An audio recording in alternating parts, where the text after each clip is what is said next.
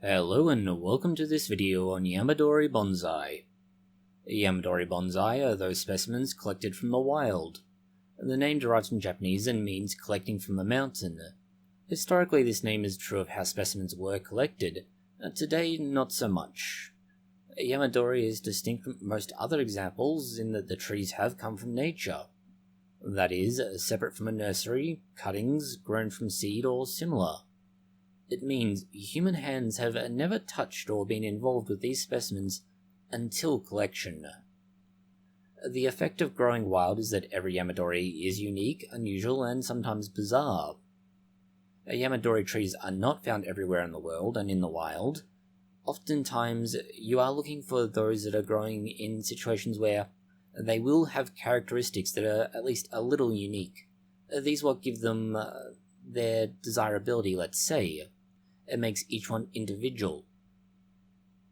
Most of the time they are relatively small, and you could almost say they've deformed due to a number of effects that come into play. Mountains have historically been the common place for this, and you look for Yamadori here, as it is a place where the environment takes and places great pressure on each individual plant. The most typical example of a Yamadori is that growing on a mountainside. The tree begins on a small outcropping of sorts, just enough soil and space to grow. As the year progresses, it grows and the trunk extends. Come winter, the trunk is covered with snow or rockfall. This bends the trunk over. As spring comes again, the trunk is freed and begins to grow once more, but it is now bent somewhat. Over time, it grows further. The process of force due to snow, rockfall, etc. repeats. Eventually, it may either fall from where it is due to gravity, or the trunk may break for some other reason. The same is true of branches. Eventually, a bonsai enthusiast finds said tree and collects it. The seasonal changes lead to a lot of interesting branch structure. The trunk is shifted and twisted. The roots are developed and very clearly form a nabari. All of this from a lack of protection and coddling like nursery stock would be. Mountains aside, there are other places. Forests, fields with grazing animals, and more. Anywhere that the plant is repeatedly subject to forces or actions that knock it back down and force the Yamadori to grow back stronger each time. Bonsai trees are generally collected from the wild for this purpose, and this means they become stunted. It could be the environment, such as climate. Snow is one of the most obvious examples, but not having enough soil available with organic matter, experiencing extreme heat, and similar. Poor soil conditions can also cause it, and not just because there's not enough soil, but because the soil is of poor quality. Then you have the wildlife. For example, things that may eat on the plant because there's very little else that they can consume. You may find that those in extreme northern or southern latitudes have a short growing season due to the nature of where they are in the world. Extreme wind is another variable, and this is more often an issue for windswept or similar, which is the design you're most likely to come up with. And then you also have things like the environment itself, using the rock slide example. This can cause an effect very similar to a cascade to start growing, or it can break trunks. If you are going to look into collecting the Yamadori, you actually need to be very careful with them at first, or more accurately, after you collect them. Your first issue is going to be the soil. It needs to be a very light soil mix.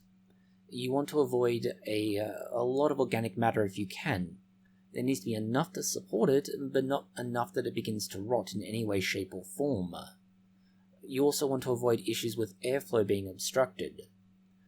Once you've got it into a suitable growing media, you then also need to feed it, and feed it aggressively. This is to support its growth and hopefully allow it to survive after being collected. When you do go to collect a specimen, you need to be careful. The most immediate concern is that you need to be ready to deal with it. So, you need to make sure you're choosing a tree that is healthy, that you are ready to plant the tree out somewhere where it will survive, that the tree itself has no obvious issues that would prevent that from happening.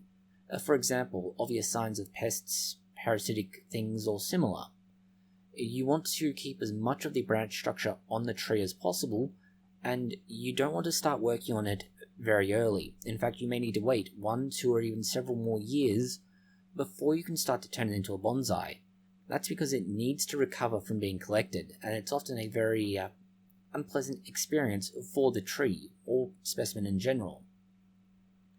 Historically, Yamadori have a somewhat darker side. The idea of collecting specimens has led to regions of Japan, and other places for that matter, losing all of a given species due to excessive collection, or similar issues when it suddenly became popular to go to that place and get that particular species. It's much like overfishing. The practice leads to trees or other plants used for bonsai going extinct in those areas. Further, poor collection practices beyond moderation can cause death, destruction, and maiming of species. Poor collection practices can also lead to damage to trees that in the end are collected for that reason and become unsuitable for most individuals. This can lead to damage, and the damage can either maim a tree or in some cases cause it to die, simply because the amount of damage done in the process of collecting it, and collecting it badly, has simply been too much. There are also problems that some species are protected or endangered. This can cause problems, and is especially true if poorly collected or handled species. Not just that, but in some cases, if they're protected or endangered, the collection itself is actually illegal. So you need to be somewhat careful in what you are doing, where, and how.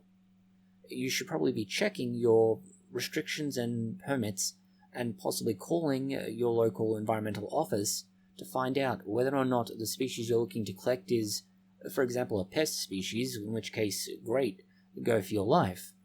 Or if it's an endangered species, in which case even touching it might get you in trouble. This is why Yamadori can be extremely good trees if you're able to get a hold of them. They take time and effort to remove and collect, but once you have them, and once they're ready to start turning into a bonsai, they can make some of the most stunning bonsai. But getting them is the hard part, and keeping them alive long enough to start training them as bonsai is difficult. Once you've overcome those hurdles, you're pretty much good to go with anything. They've already survived the environment and being treated very poorly. It's likely they'll survive whatever you do to them as a bonsai. Thank you for watching this video. If you found it interesting, consider liking, sharing, and subscribing. Please post any comments, questions, or suggestions you have below.